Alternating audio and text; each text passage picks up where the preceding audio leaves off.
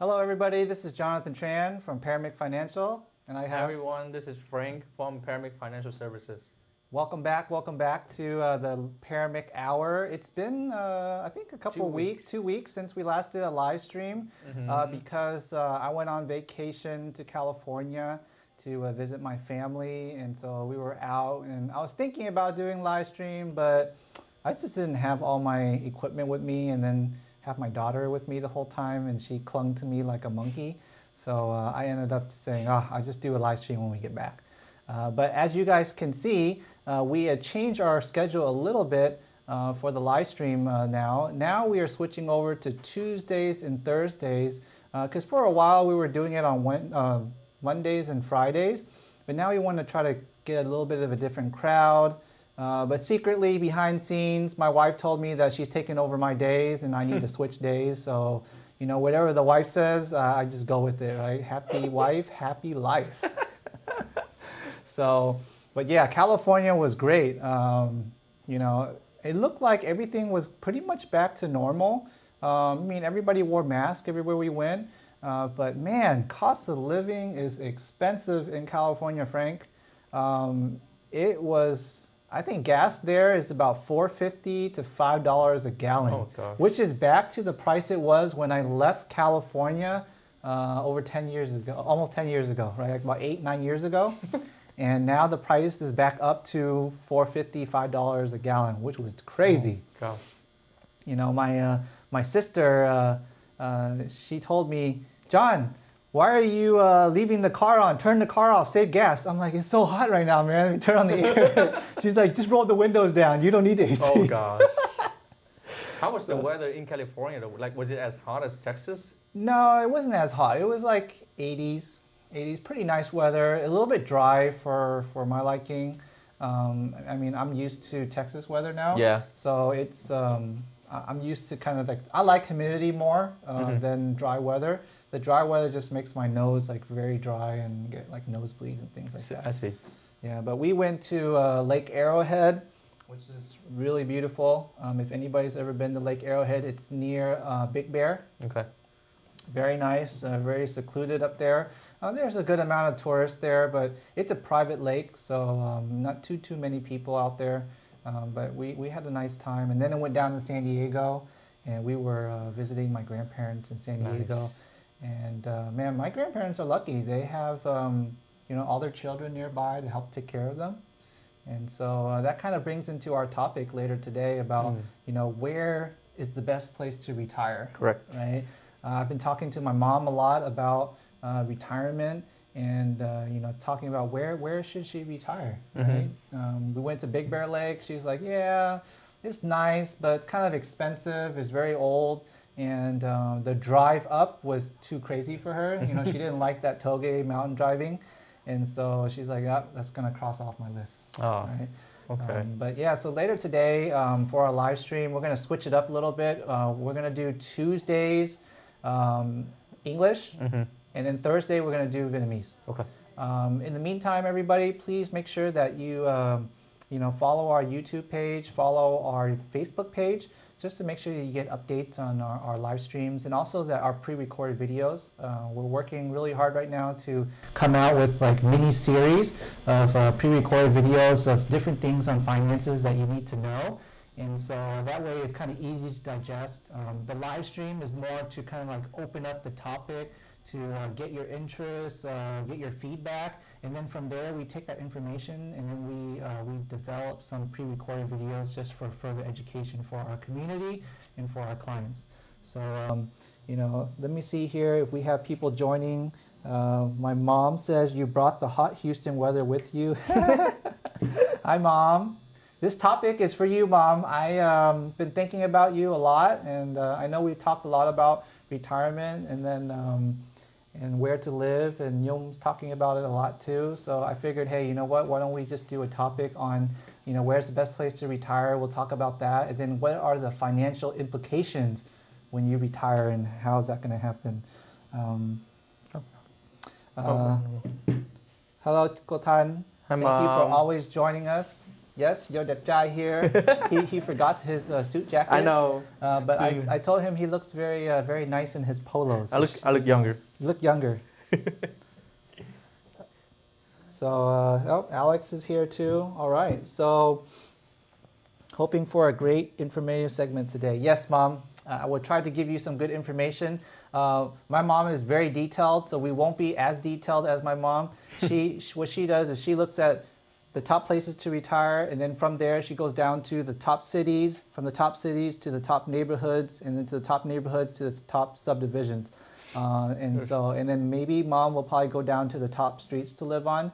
But you have to come here to do that if you're thinking about Texas, right, Mom?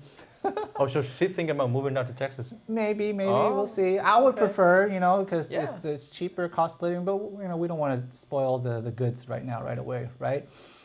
So first of all, as we always do at the beginning of our shows, we're gonna do a little bit of news, what's going on out there that we would like to share. And so, Frank, maybe you can start first. Yes, absolutely. Thank you, John. So I have two news today, just small news, right?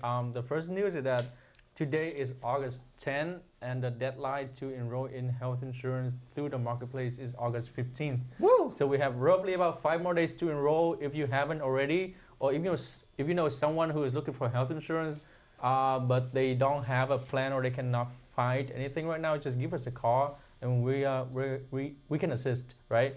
Again, the deadline is August 15th.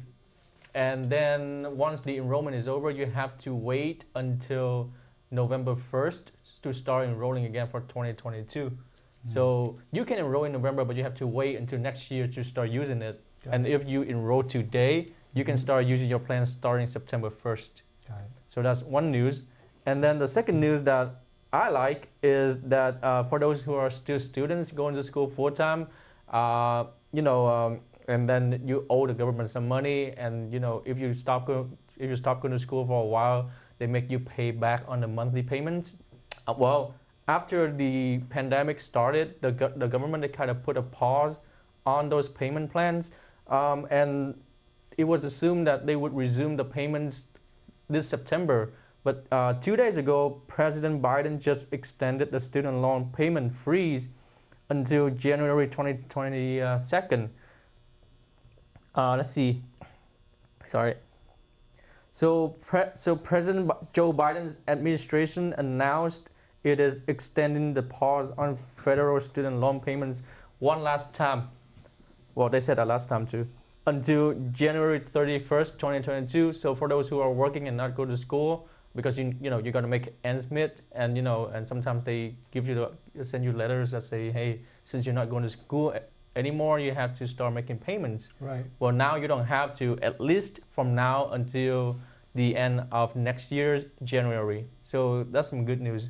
Okay. So deferment of your payments for now. Yes.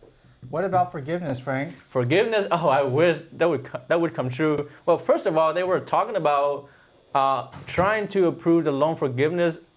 I think they tried to start out at $10,000 level, and then some senators they tried to jack it up to $50,000 forgiveness, because a lot of students they try to be a doctor or engineering. Yeah. So the cost is much higher. Oh yeah. So if they can do that, I would be so happy, because I still owe the government some money, and I'm not done with school yet. But it's just talks for now. We don't know. The doctors in our country and lawyers that go to school, they come out with debt like 100,000 plus, not that's average. $50,000. Like some of my friends we're paying loans like $200,000-$300,000 to become a doctor. It's healthcare. No, sorry, education system is very, very expensive. And so, but educators, they need money to operate too, right? So unless the government finds some way to assist more in the education system, but at the same time is that, colleges also like to have their own freedom. Yes. Right? And if you want your own freedom, it means you got to make your own money, do your own thing.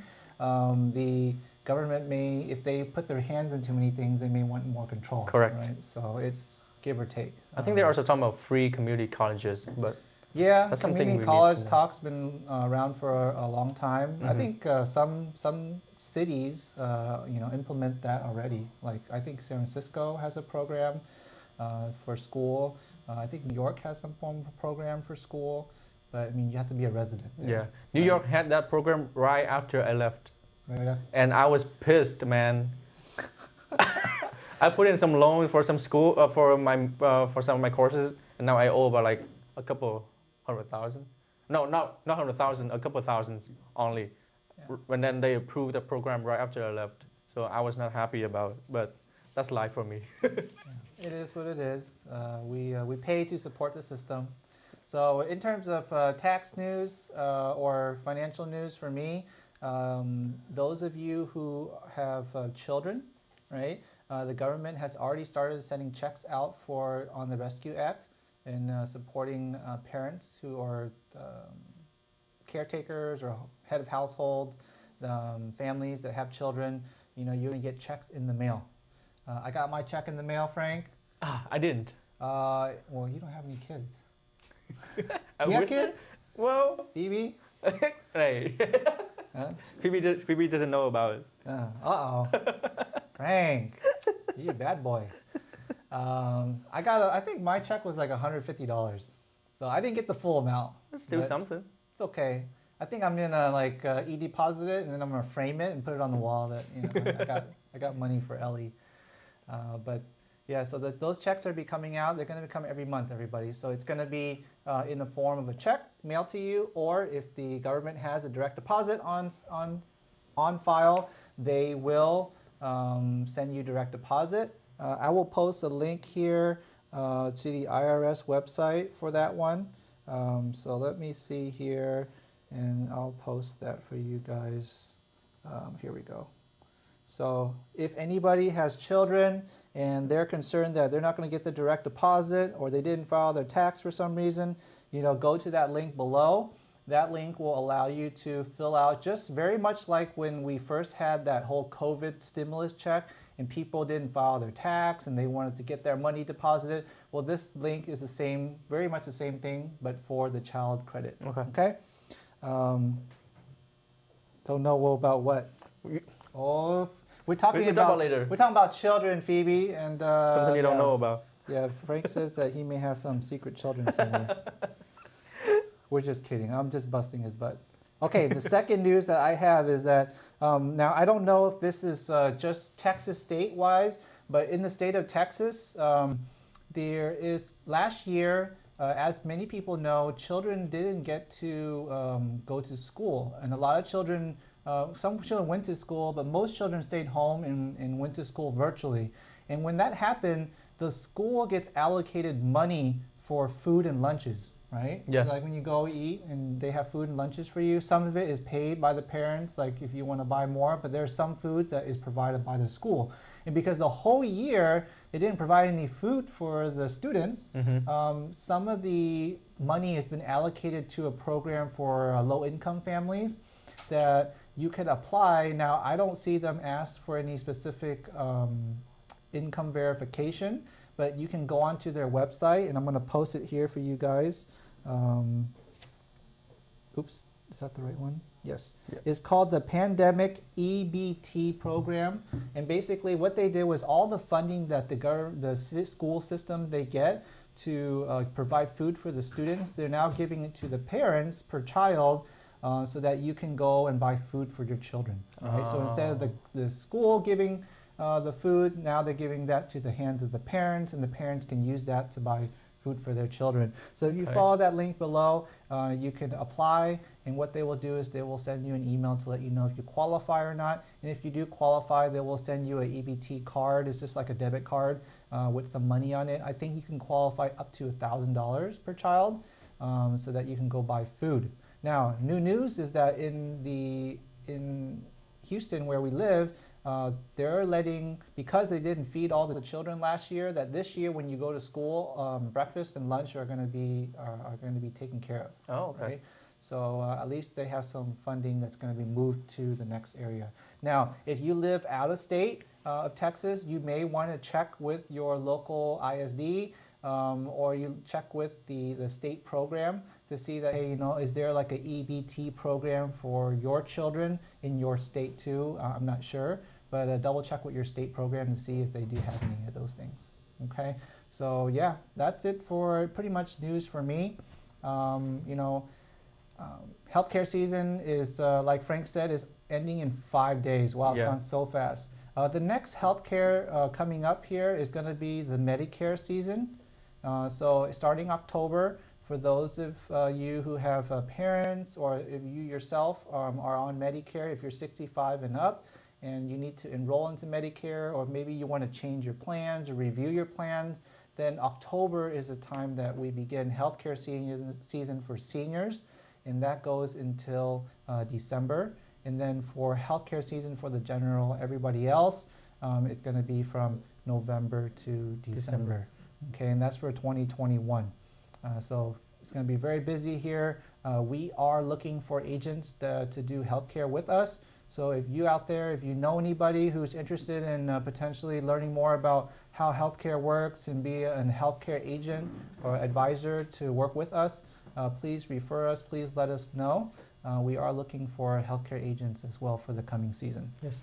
Okay, so yes, that's true, Mom. The state uses unspent money to help families. Yeah, I was very surprised about that program. Actually, one of my friends who they're neighbors to us, business-wise, and they told me about that program. So I'm just resharing what they share with me. Okay. Okay, so let's get into our topic, right? So the topic today is, where is the best place to retire? I know that when we're going to talk mostly about in the United States, okay? There are some people that want to retire overseas, and that's understandable too. But today's topic, we're really going to focus around retiring. Where's the best place to retire, right? A lot of times when we work our entire lives and then we're thinking about retirement, most of the time we're thinking about retirement in the sense of, how much money do I have so I can retire, Yes. right? Or what age am I at? How many years do I have left until I retire? But a lot of people don't think about, where am I going to retire? Yes. Right? And where are you going to retire is very important as well. Where do you want to plant your flag for the next 5 years? You know, I talked to my mom about this, and sometimes when people think about, oh, where am I going to retire, they think about, is it forever, right? But as you know, like, life is always changing. It doesn't mean that you retire and then that's your plant your flag and that's where you're going to retire for the next 20 years. Yes. It could be you're retired for the next 5 years, and then you may move somewhere else, right? You know, one of my good clients, she considered she retired and she's here in Texas, but then she has children in California. And so she was thinking like, oh, I have grandchildren here, but I have grandchildren over there. And so she was just traveling back and forth. And then her retirement wasn't just planted in one place. She was going back and forth between California and Texas.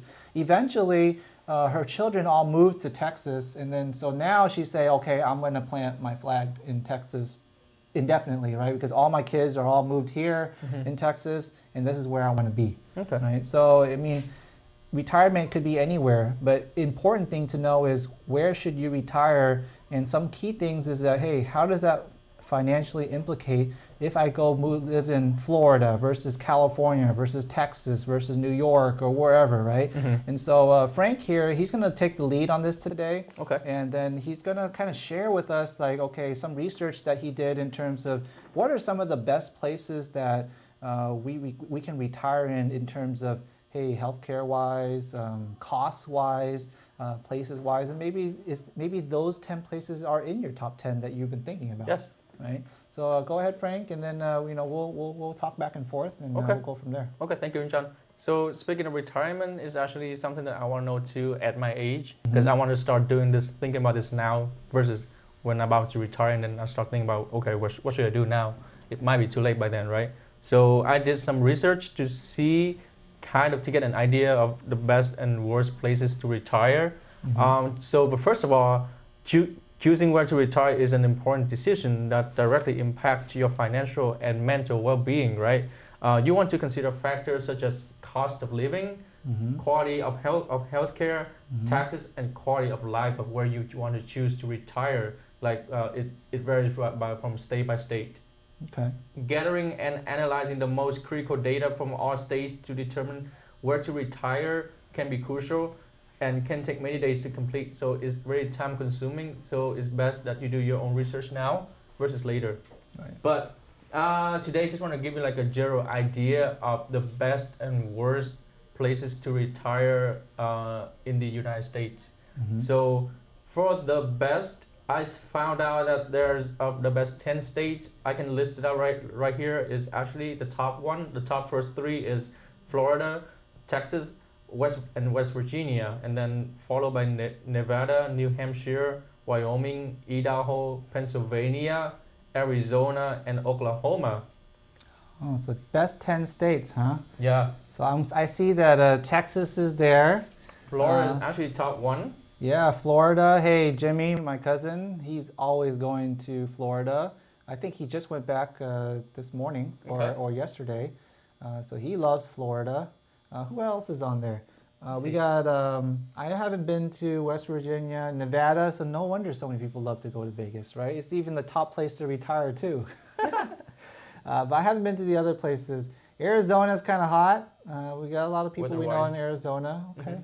So maybe if you can share a little bit about each state, Frank, just some high level. And then what I'll do is I'll post the link to where we got some of this information from. Okay. So if anybody wants to kind of look more into like, hey, more details of it, because we're just going to go over high level each one. So Frank, go ahead and Okay. share about Florida. So when it comes down to the statistics of where is the best or the worst place to retire, you want to look at the median income of that state and also the cost of healthcare, like assisted living, the memory care, the nursing home, the home care. You need to take a look and break down those details in numbers, so you can kind of do a comparison of which state is more beneficial to you cost wise. So I'll pick out an example, which is Florida. The median income in Florida right now is about $55,600 a year. The cost of assisted living is about $3,000 a month. And the cost of memory care is like when you have dementia, is about $4,750 a month. The cost of nursing homes is $8,300 a month. And then the cost of home care is $3,200 a month. The number of hospitals in the state of Florida is 214, and the number of hospital beds is about 56,000. Okay. So they have a very very strong medical system. yes. But the cost is looking about 3,000 On average. minimum for assisted living. And maximum 8,000. Wow. So home health care there is about $3,000 a month. That's a lot of money, Mm-hmm. right? And this is considered one of the best places to Yes. retire. And that's the price right now, and I think it's only going to go up in the future. Okay. Well, Texas here, and I'll talk about Texas, is I know that Texas, they don't do the taxes on the state taxes. So that helps a lot in terms of those who are retiring that make above the taxable amount of your taxes, that you don't have to pay the state taxes in Texas, right? So it saves you quite a bit of money. And also when you're retired over 65 in Texas, you have a benefit where you lower your property taxes as well, Mm-hmm. right? Cost of living in Texas is much cheaper. According to this website, the average price home in Texas is about $172,000, and this website is as of 2021, like just recently, Mm-hmm. right? How much was the housing average in 215. 215,000? 215,000 Yeah. So in in Florida, it's a Florida. little bit more expensive. In Texas, the average home is about 172,000. Now, this is the average. We're not talking about like recently where real estate is just going nuts, but on an average, this is what it may be like, right? In Texas, you're talking about the cost of living for someone who needs assisted living could be anywhere from about $3,500 to $6,000 a month. Correct. Okay, they have a lot of hospitals here, over 350 hospitals, about almost 60,000 beds. So if you need health care, Texas is very strong in Yes. terms of health care. The reason why I moved to New York from New York to Texas is because it's the center of medical. Right. Now, the only crappy thing about Texas is that the weather is the four seasons here. So when it gets hot, it does get hot. It is a little bit humid here compared to other states, and the winter, it does get cold. But otherwise, we have beautiful springs, we have Yes. beautiful falls. Yes. What's next, Frank? So we kind of go through the best. What about the worst states to retire that you want to like Go Tuang, put on your list? Go Tuang says Florida, California, and Austin. Nice. Yeah, Go Tuang. Now I know where you want to be. You want to be where the beach is, right? Okay. Where all the beautiful ladies are at. I will share this website so that way you guys can see. You know, if you can want to look at the top 10. We just kind of talked about like the top 2, but there Yeah. are the top 10 according to this website. What about the worst, Frank? The worst? What are the worst states? Okay. What are the worst states? I'll just list out like the 10 worst states right now statistically, right? The top 3 is gonna be Rhode Island, New Mexico, Illinois, and then the rest followed by North Dakota, Vermont, New York, Nebraska, California, Colorado, and Oregon. So for the top 3, I would go through like the Rhode Island in numbers statistically.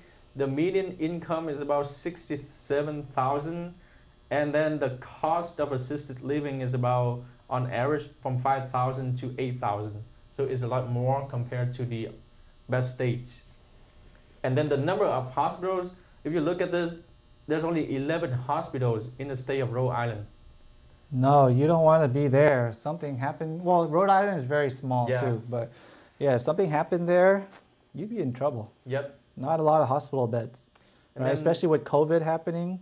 Well, I don't know if COVID is going to be very rampant over there. And then for such a small state, the average home price is about $261,000. So it could be costly. And you know, and there's another state. Talk I about wanna New York. New York. Talk about your home state, Frank. Okay, so New York, look at this. The median income in New York this year is about $68,000, and man, the cost of nursing and assisted living is about $6,000 to $10,000 a month. Wow. That's on average. And the number of hospitals, yeah, is a big state, so you have about 186 hospitals. So I think medical wise is okay, but then if you look at the average home price is well above $313,000. So that's just the average home price. So it's very costly. Well, I think you know, every state has their senior tax relief programs. So you know, before you like go and venture into a particular state, you want to go to the state website and see what kind of senior programs do they have to help seniors to retire, right? Because these websites are just talking about like healthcare costs, for example, and then housing costs and things like that. But they do have some links in this website to the state programs to see that, you know, where you can get additional help in terms of, hey, if I'm a senior here, what other benefits are they going to be giving me Yes. for being a senior in this Yes. state, right? California is within this Top 10. medium income about 75,000. The average home price is $500,000 in California. Healthcare like nursing, assisted living versus type care, about $4,500 to $10,000 a month, right? So it's very expensive, but California is also very well equipped medically wise. They have over 340 hospitals and they have about 74,000 beds. So definitely in terms of equipped for healthcare, they are very good, but they are very, very, very expensive. But their retirement income tax is very high, right? So if you're retiring and you are trying to stretch your dollar to go as far as you can, California is, unless you're very wealthy or you've done very well for yourself, it's hard to retire, right? Even if you do have money, you got to think about longevity and quality of life too, right? If all your money is being spent to the daily living necessities, like you don't have much money left to do anything else, right? What if you want to travel? Some people don't want to travel, but if you want to have a quality life, like now you're just pinching pennies to get by, it's tough, right? Not everybody has worked a very good job, have a good retirement, good 401k, high social security, that they can enjoy that kind of living, right? And so either you have to continue renting, or you're working for cash, or maybe you have to go back to work, doing some form of work to make the difference to fill that gap. Yes. Right. Correct. And so, but a lot of times, human beings, when they get comfortable, they don't want to move. Right. They're just like, oh, I'm used to this. My friends are here. My family's here. I'm just gonna figure it out. Right. And then they could be living a better life, a more quality life, less stress, but they're unable to do so because of their financial trap. Correct. Right. What else here? Let's see. So in terms of cost of living, it looks like, oh, here you go. So the ranking wise, Florida's number 1, Texas is number 2, West Virginia is number 3, Nevada is number 4, and New Hampshire is number 5, Wyoming's number 6, Idaho's number 7, Pennsylvania is number 8, Arizona is number 9, and Oklahoma is number 10. Your home state, California, is actually number 43.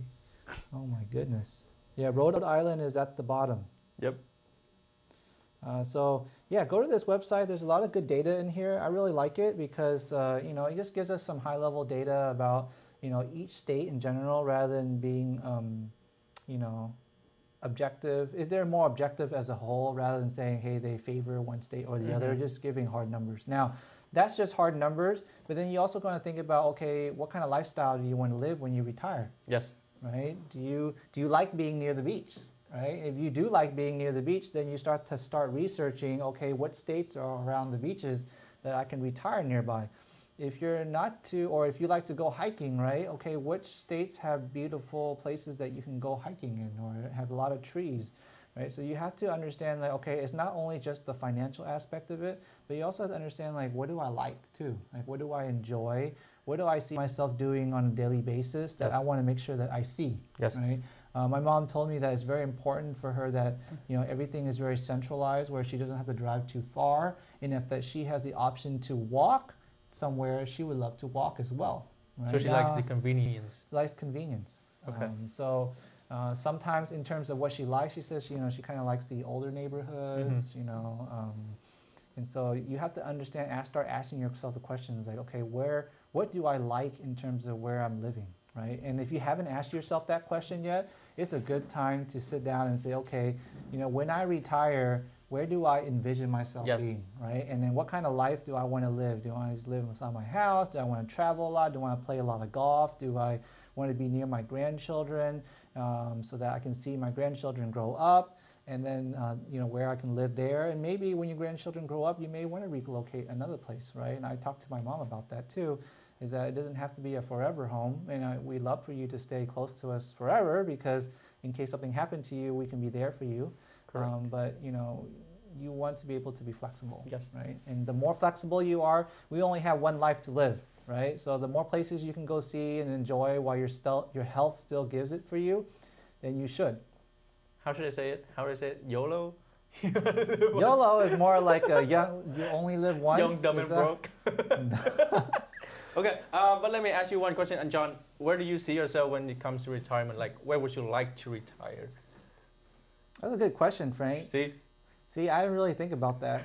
Either one, for me, I like to be near my family. Okay. So I'm easy.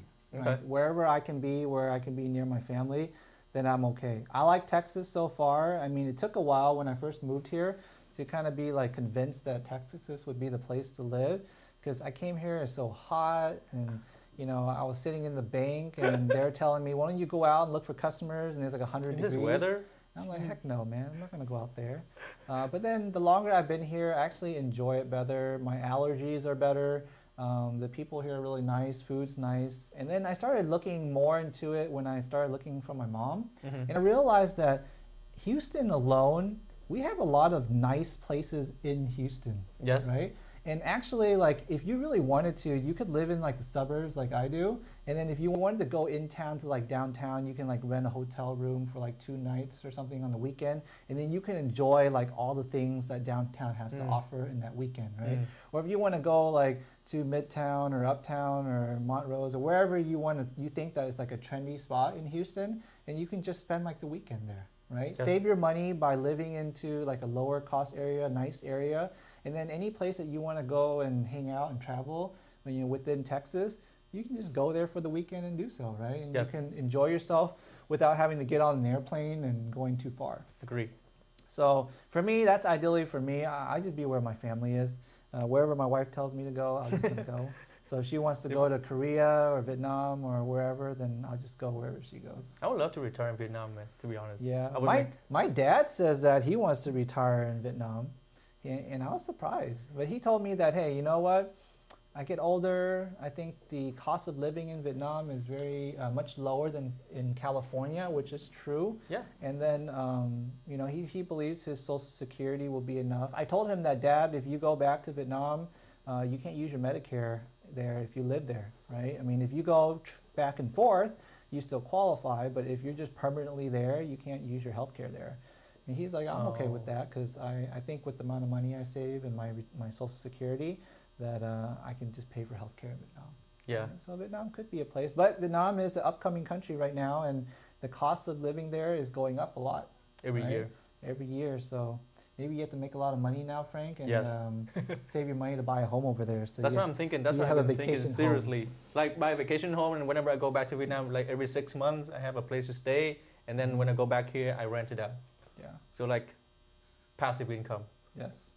So those of you who are considering retirement, like where are the best places to retire? Well, you know, think about what you like. Think about ideally what you want to see in your retirement on a day-to-day basis.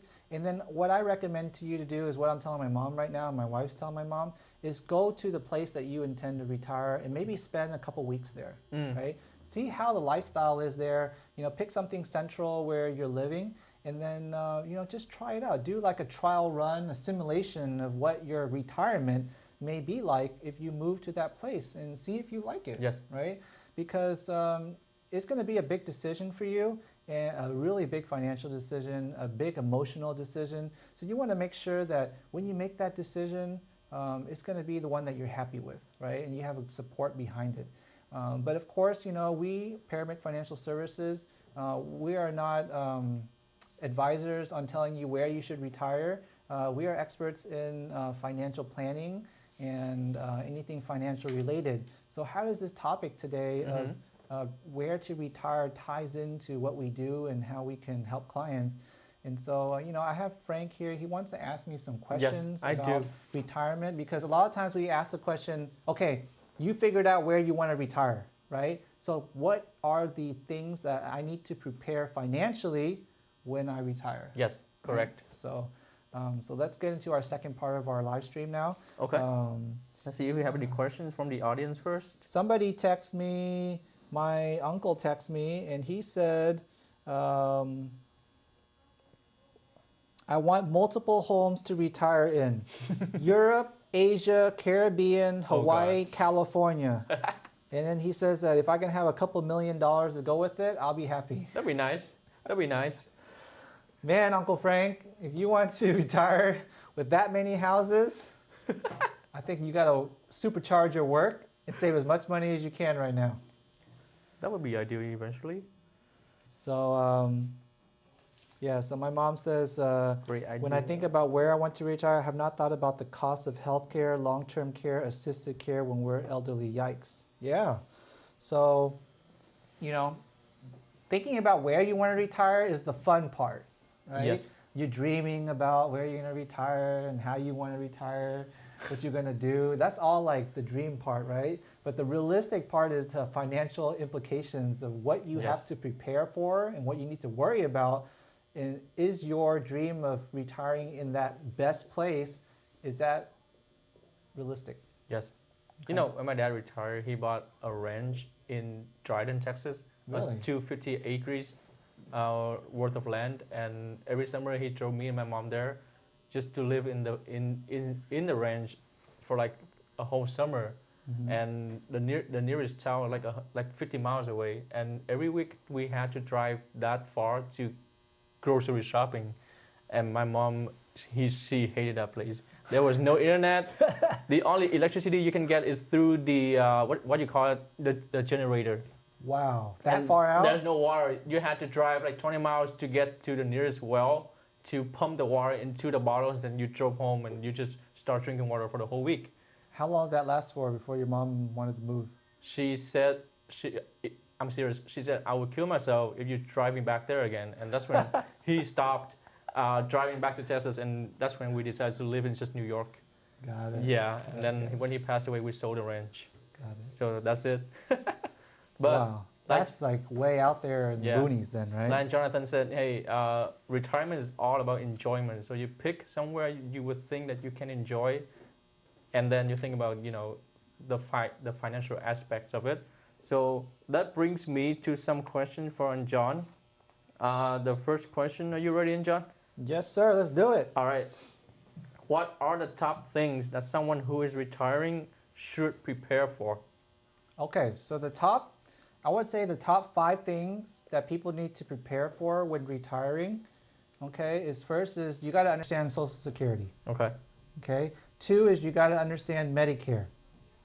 Okay. 3 is that if you're low income, you need to understand how Medicaid will work for you in the state that you are living in. Mm-hmm. Okay. And 3 is you need to plan for your income or your retirement planning. Okay. So that's more for people that are either on the cusp of about to retire and they need to understand how to reposition their money so that they can prepare for retirement, or those are like me and you where we're still like working towards retirement. Well, what do we need to do now so that when we get there, we're not like saying, hey, let's plan now on the day of retirement. That'll be too late. Right? Those of you who are already on retirement, it's going to be harder to do this. Okay. And then the last thing is that you need to understand how estate planning works. Okay, estate planning is that your transition of your assets or your financial responsibilities or your medical responsibilities to your family in case something happens to you. Correct. Okay, so maybe we start with the first topic. So when you say about the top 5 things, I want to start off with the first topic that you mentioned, which is Social Security. So what is it and how can I apply for Social Security?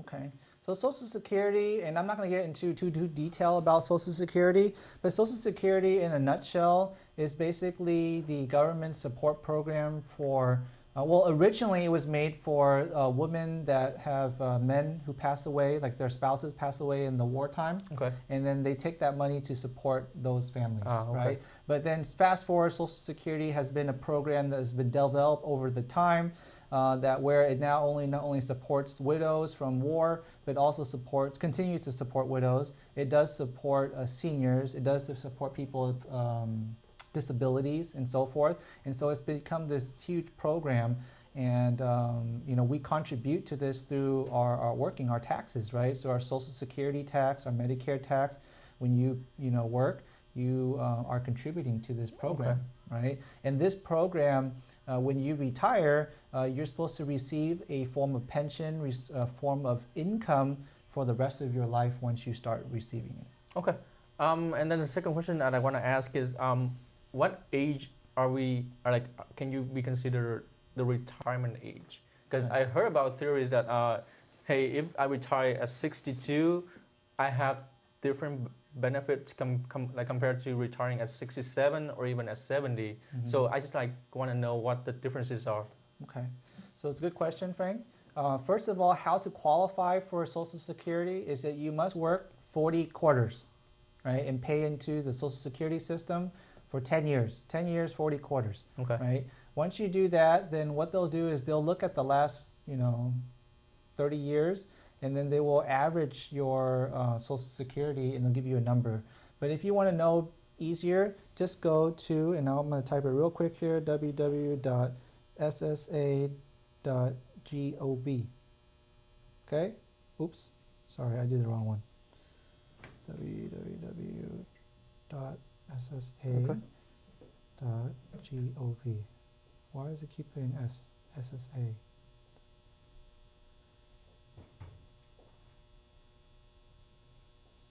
Okay, so www.ssa.gov, and that is the government website for Social Security. It's a great resource on there. You can go on there, create a free account, and then you can track your Social Security, and it will give you an estimate of what your Social Security would be like in the top right-hand corner of your letter. right? see. It will also tell you that, Frank had mentioned, well, 62, 67, 70. Those are the key ages. In our Vietnamese culture, people say retire young or retire early is 62, right? And retire late or old is 70. So why would someone take 62 versus 67 versus 70? Is that 67 now is the full retirement age. Okay. So whatever is on your Social Security statement, and the average Social Security right now is about $1,500. Okay. Right. But let's just say $1,000 for easy calculation. Okay. Right. So if your Social Security statement said that you get full retirement at 67 of $1,000, well, if you retired at 62, you could take early retirement, and but they will reduce your benefits by 25%. Oh. So meaning that now your $1,000, you're only going to get $750. Okay. Right? Okay. And then you will receive $750 a month for the rest of your life until you pass away. Okay. Now, if you waited until 70 and you took the retirement late, then you get a 25% bonus on top of what you are supposed to receive at $1,000. So now you're going to receive $1,250 instead of $1,000. I see. So some people may say oh, why would somebody take it earlier or later? Sometimes maybe their health doesn't permit them to take Social Security or take work anymore, so they want to take their Social Security early. I see. Some people may say, you know what, I need money, right? And this money, I need it now, so they're going to take it now. Some people may think, you know what, I might not live that much longer.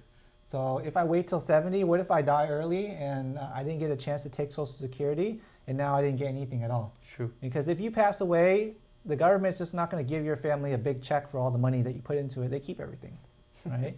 So, you got to give or take. Now, I don't have the chart with me, but I think normally if you would want to know when the break point is that usually it's about 77 to 80 years old is when what you would have taken by waiting will exceed.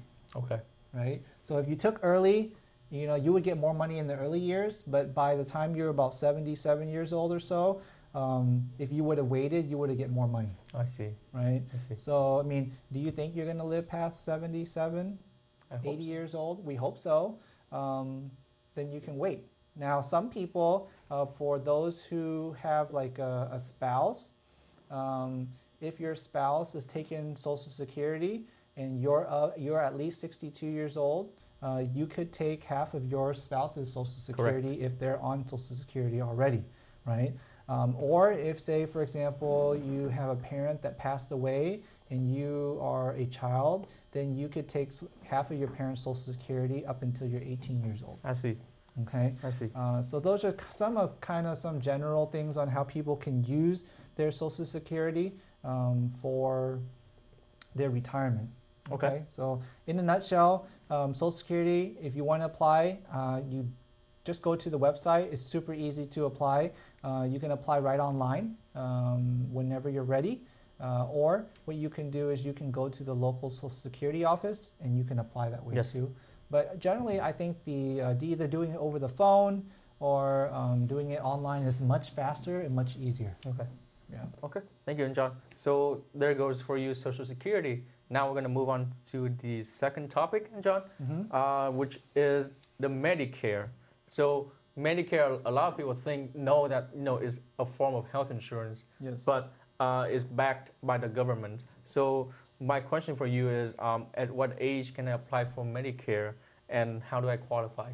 Okay, so Medicare is the health insurance that the government provides to you when you retire. How do you qualify? Well, Medicare is broken up into different programs. Okay. Right? You have the Part A, which is the hospital program. You need to work at least 40 quarters to qualify for Part A at no cost. If you don't work enough quarters, then they're going to charge you for that. Okay. Okay. Now, Part B is the second plan, is your medical plan. Like you're going to the doctor and whatnot. Now this plan is that if you are not low income, then right now it's like $144, $150 a month. right, for your Part B. Okay, that's to go to your doctors, anything outside the hospital. And finally, the last program or budget is the Part D is your prescription drugs, right? So you have to get medication. Now, how do you enroll in this? Is that if you are, when you get to 65 years old, you have 3 months before your 65th birthday and 3 months after your 65th birthday to enroll. Okay. Okay, so that's when you can enroll and then how you can enroll. Now, if you're already taking Social Security, you will automatically be enrolled into Medicare when you become 65. Okay. But what if you missed your deadline to enroll? Don't miss your deadline. Like a penalty? Yes. Don't miss your deadline because they will penalize you for the rest of your life. Oh, wow. Right? So however many months you are late in applying for Medicare and your Medicare Part D, your drug prescription plan, if you don't apply on time, for every month they're going to penalize you and they're going to add that to your Part B bill forever. Forever. Until you die. Right? Wow. So don't be late on enrolling. Now, those people that are working, you do have a pass as long as you're working for a job and you have a qualified health plan, say your work company plan, then you don't have to enroll into Medicare right away if you don't want to. Okay. Right? If you feel that you like your medical plan at your company better because maybe your company pays for the majority of the cost and is very cheap compared to going on Medicare, then you can just stick with that plan, and when you officially retire and you get out of your work plan, then you have 9 months to enroll. Okay. Thank you. I do have a question. Is that I think you just mentioned it, but is it true that the government pay for everything when it comes to Medicare? I know that you mentioned that you have to work like X amount of time, X amount of periods, and to be fully covered by Medicare. So fully covered means that like you get the original Medicare program. Now, the original Medicare program, it's not true that they cover everything, right? They only cover about 80% and you're responsible for 20%. Okay. Now, there is a more detailed breakdown of it if you are if you are retiring and you're looking for more information, then we could meet separately to give you more details. But in a nutshell, generally, they don't cover everything. Okay. Right. So you either have to buy what they call a Medicare supplemental plan to supplement those 20% extra costs of those co-pays or deductibles you have to pay, or you have to get like another program, like a Medicare Advantage program, to tie everything together to cover those differences. Okay. So what is the difference between original Medicare, the medical supplement, and the Advantage Medicare that you just mentioned? Okay, so good question, Frank. So the differences between the three programs is original Medicare, you can take it and you can use it anywhere you want, right? Very flexible, everybody takes it. Okay. But the only thing with that is that they only cover a certain portion, meaning that you have unlimited costs for the remaining amount, right? So say if the bill was $100,000 and they only cover 80%, well, you have to cover the other 20%. So, and there's no cap, right? You could just keep paying your 20% unlimited. Okay. Right? So that's why they have supplemental plans. What are supplemental plans is that they fill that gap. And that gap, say you don't have to pay for those extra costs, but what you do is you pay extra monthly to fill that gap. Okay, right? I see. And there's different plans out there. You may have heard of something like G, F, H, all these different supplemental plans. But what the supplemental plan does is that it just attaches itself onto the original Medicare plan and it fills the gap so that you don't have to pay that extra co-insurance. But you have to pay a monthly. So that means you have to pay your monthly B and you have to pay your monthly for the supplemental plan, and combine the two together, it could be around like $280 to $300 a month, which is quite a bit. But why would you choose that? You want freedom. Yes. Right? You want to go anywhere you want in the United States. You want to go to any doctor, any hospital, wherever, right? They're going to take you. But in exchange, you're paying a higher monthly cost every month. Okay, I see. Okay. Now, the Advantage plan is like, they also work with private insurers, but what they do is they kind of combine the Part A, Part B, and Part D into one program, right? And then you have to go by where county you live in, right? So it's more restrictive. You have to stay within the state, within the county that you live in to use your benefits. Now, if you have an emergency and you're traveling, you still can use it, but if you want to get checked up and whatnot, you have to stay within your county. Usually there's no extra cost for those programs unless you want some added benefits, then you may pay extra for that. But why do people use that? Maybe they say, hey, you know what, I'm not going to travel. I don't need that flexibility like the other program. I want to save as much money as possible. So you go with the Medicare Advantage program, which is also very good. And they give you like free over-the-counter drugs. They give you free eye care, free dental care. So there's a lot of incentive programs with it, but you have a little bit of restriction in terms of how you can use it. I see. Right. Okay. Very informative. Thank you, John. Let's see if we have any questions from the audience so far. Yes, because my phone just ran out of batteries. We've gone through the Social Security and the Medicare aspect so far. So if you have any questions or any concerns that you need to be answered, just leave a comment and then we'll answer for you. Other than that, we're gonna keep moving to my third question, and John, which is Medicaid is one of the top 5 things that you talk about when it comes to retirement. So I just want to have a general idea of what is Medicaid and how do I qualify for Medicaid? Okay. So Medicaid is for low income, right? So if you're low income, low asset, then you may qualify for the state program. In general, every state has like their little bit different requirements, but in general, you have to have less than like $2,000 in your bank account. If you're single, $3,000 if you're a married couple. You have to have low assets as well. You're allowed to have one house. You're allowed to have one car to yourself, but you can't have multiple cars. You can't have rental homes. You can't have all those other things. Oh, wow. So all those requirements, you have to make sure that you have low asset and low income and low money in your bank account so you can qualify. But if you do qualify for the Medicaid program, then the government will pay for your Part B in your Medicare, and then they'll pay for all your co-insurances and your deductible. Basically, like it's a supplemental plan, but funded by the government. With the state program, right, for low income people. Okay. So in a way, is it true that they kind of pay for everything because you're low income and you qualify? Yes, in a sense, they should pay for everything, but sometimes some people may go somewhere where like Medicaid doesn't want to pay, and you got to argue it. But in a sense, yes, if you're low income, you technically don't have money, right? Yes. And so the government will support and pay for everything, but you don't get the freedom. Okay, you got to go where the state program asks you to go. You have to go there. So if they have specific hospitals you have to go to, specific doctors you have to go to, you have to go within their network, right? You can't just go wherever doctor you want. You have to go to ones that accept Medicaid. So you don't have the freedom of choosing. You don't have as much freedom, right?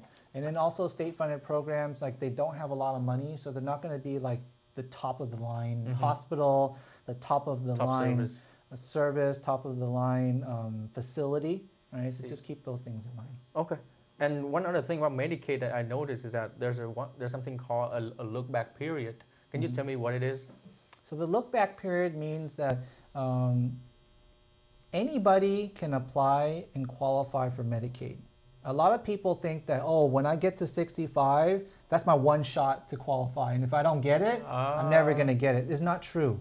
You can apply any time. It's just whether at that moment, when they look at your finances and they look at your file, do you qualify at the moment, right? And what they may do is they do a look back, meaning they're going to look back 5 years into your bank accounts, your assets, everything that you own. And they're going to see that, hey, what kind of money or what kind of assets did you own in the last 5 years? And if you do have it, that disqualify you for Medicaid, then they could say that from 5 years from the day that you last had that asset is when you can qualify for Medicaid. I see. Right? Okay. So a lot of people will say, okay, at 60 years old, they try to get rid of everything, or they try to, reposition their assets so they can qualify for Medicaid because of that 5-year look back. Okay. Right? So whether you sell off everything or you downsize or whatever you're doing, they have a 5-year look back on that. And that's what the 5-year look back is. Now, it could be that, hey, your last look back was in 65 years old. and then you apply, maybe you can apply again at 70, right? It doesn't mean that you missed the boat at 65 and now you don't qualify anymore. You could try again, right? Okay. And so they will look at your situation, they'll look at your bank accounts, they'll look at your assets, and they'll look to see that, hey, does it make sense for this person to be on Medicaid? And if the state deems that you are qualified, they'll let you have it. Okay. One thing though is that if you do have a home, if you use a significant amount of your benefits for your Medicaid, the state can lien your home. Oh, Okay, wow.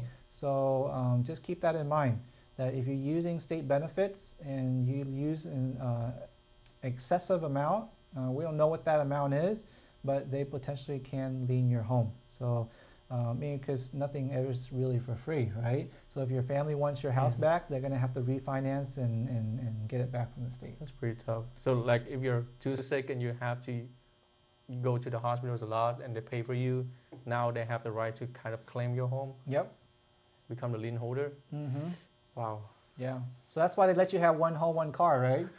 So that when you So pass it's away easy for them to take and you it. use too much of their money, they're going to take your house. Oh So- gosh. Okay, But so that's a very that's where we move into our next topic of how do you protect your assets, right? yes. So from that to protecting your asset, I want to ask Jonathan about one thing that's called income planning. So to me, Social Security is only a supplement to your retirement. Yeah. You should have like additional streams of income. We talked about this before. So how do I plan for additional income for my retirement? Okay. So to be in a nutshell, when you retire, you have fixed income, right? Meaning that you know your Social Security income is always going to be like this, Yes. right? Your work income is you work, you make money. You don't work, you don't make money, Mhm. right? And then some people may have like real estate where it provides rental income and things like that. So we want to try to diversify our incomes and have multiple streams of income when we retire, because you're going to be on a fixed income. Now, how do you determine what you need to get to? Is that it goes back to where you want to retire, what kind of lifestyle you want to retire, Yes. right? So you have to know your costs, right? So that you're living. So if you know that, hey, when I retire, I want X dollars to retire. So if I live in Texas, I want to live like this live in a certain house, certain lifestyle, pay these taxes. Maybe I need $5,000 a month, right? Then you need to plan for $5,000 a month. First, what you do is you look at your Social Security, right? And you see how much is your Social Security going to give you per month. Then you deduct that out of your per month requirement. I see. So now if you need $5,000, Social Security is giving you $2,000. Now you need to come up with $3,000 a month. Where are you going to get $3,000 a month, Okay. right? Okay. Hopefully, what you've done in the past, that you're saving money, right, in your retirement accounts, your IRAs, your Roth IRAs, your life insurance, your 401k, your 403bs, your retirement accounts, right? Hopefully you've been saving money in there. The earlier you start, the better off you're going to be. But hopefully you've been saving a lot in there, and that's where you're going to get your remaining income per month. I see. Now, what you can do is if you've been saving a lot of money and now you have a big chunk of money, now you have to re-diversify where you're putting your money, right? For those of you that are very close to retirement, and I'm saying like within the next 2 to 3, 4 years, you need to really sit down and with a financial advisor or someone to kind of plan out your retirement financially to protect your assets, right? Because a lot of times we're investing our money in the market, and then what happens if '08 happens again, right? Yes. And people lost 50% of their retirement, and they're like, I'm about to retire, I'm buying this house over here, I'm getting ready to move, and boom, the stock market crashes, and then you lost 50% of your retirement, now you can't retire, right? All your plans are screwed up. So you have to sit down with somebody to reposition yourself a little bit, so that way you can still make money in the market, but protect your assets from downturns in the market. So there's a lot of financial solutions out there that you could utilize to continue to grow your money, but at the same time protect your money as well. Also, a lot of times we like that fixed income, right, Frank? Like you're talking about Social Security, my income always going to be like this. I do like it. Right? So what if you can create another income like this where it's just solid all the way Yes. too, right? So using some of your retirement money, repositioning it for an income type product, financial product, just ask your advisor, hey, I'm looking for another type of Social Security, another pension. How can I create my own, right? Okay. And then your advisor will let you know, okay, based on what your expenses are going to be, how much you need to put into a certain product to create that income for yourself. Okay. Right? I know you love life insurance, Frank. Life insurance, if you do it right and you have enough time, maybe like you and me's age, if we put enough money into there, that could be another form of consistent income, Yes. like Social Security too. And then that's also tax-free, right? Or tax advantage. Okay. But you just also mentioned about something called pensions. Are pensions still a thing? Pensions have gone away. So a lot of companies, like back in the day, they work for a company for like 20, 30 years, and they're like, yeah, I got a pension, they're going to take care of me for the rest of my life. But what happened is this, business is always changing, right? And the pension is dependent on who's holding the pension. So what if that company that's giving you the pension goes out of business? True. No more pension, True. right? You just, 30 years of your life, you put your money into it, and now you got no more pension, right? So a lot of companies have gone away from the pension model because of that, and they created the 401k model, the 403b model, to put the savings back into the hands of the employee, Okay. right? But the problem is the employees, like they have so many things going on, they don't know how to save in those programs, so they don't save enough money into it, what they should be saving. So pensions are no longer really a thing anymore. I see. Unless you work for the government or you work for a company for a really long time and they offer that program, or you work for like the school public system, you may have a pension. But otherwise, if you don't work in those areas, you work for private or private sector, you may not have a pension, right? I see. Some oil and gas companies have pensions, but not everybody does. Most of the time, it's on your own to save for it. So Social Security is a form of pension. 401k? 401k could be converted to a pension by using your own pension. And what's the advantage of using your own pension versus Social Security is, as you know, Social Security, you pass away, the money's gone, right? But when you have your own pension, if there's still a balance in your account, when you pass away, you give that to your family. I see. Okay. Yeah. That's nice. What about something else called estate planning? So estate planning, what kind of question you have around it? What happens when we're old and we need to think about our next generation? What if something happens to you and you're not able to make some forms of, legal documents that we can use? You're not able to make your own decision. Mm-hmm. Who will make it for you? Is there some forms of legal documents that we can use for this? What if we want to leave assets such as our home, our money, our valuables, etc., to our family? How do we do that in a legal way? Okay. So it's a lot of questions in one. You always do that, Frank. I'm sorry. But it's all good. So estate planning is I think one of, not the final, but one of like the things that you should be worried about as well as you retire. Because a lot of times when we retire, we're getting closer to going back to God. We're going to go on to the next life, right? And when that happens, you may become very sick, where you cannot make your own decisions. You cannot take care of your own bills. You can't make decisions financially, medically. So you need to have some form of legal document to allow a trusted family member to take care of your finances, to take care of your medical decisions, and also to take care of your estate. Estate meaning that when you die, all your assets, everything that you own financially goes into your estate. And then basically what happens is that if you don't have legal docs in place, the state decides what happens to your money, right? Oh. And so your family has to come and fight for like the rights to your estate. And it could be a very long process. So when you do estate planning allows you to pre-plan ahead of time before the bad things happen or when you pass on, so that when you know that, hey, for example, if you're worried about your medical, right? Hey, if I pass away or if I get sick and I go to the hospital and I don't want to be a vegetable, I want them to pull the plug, right? Or I need them to make a medical decision for me. And so if you have a power of attorney is just a legal document giving power to a trusted person to make a decision for you. And the decision could be financially or the decision could be medically, right?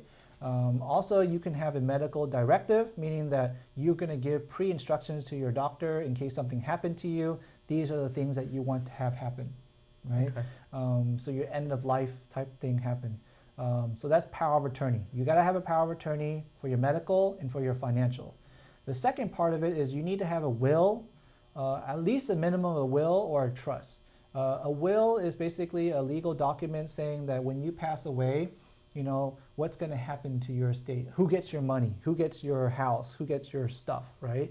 But the will is very basic. It doesn't give specific direction and instructions on, you know, how to act upon the money. It just says that, hey, these monies go to these people and it's split X dollars, X percentage. Right? Okay. And then they may assign a person to take care of that.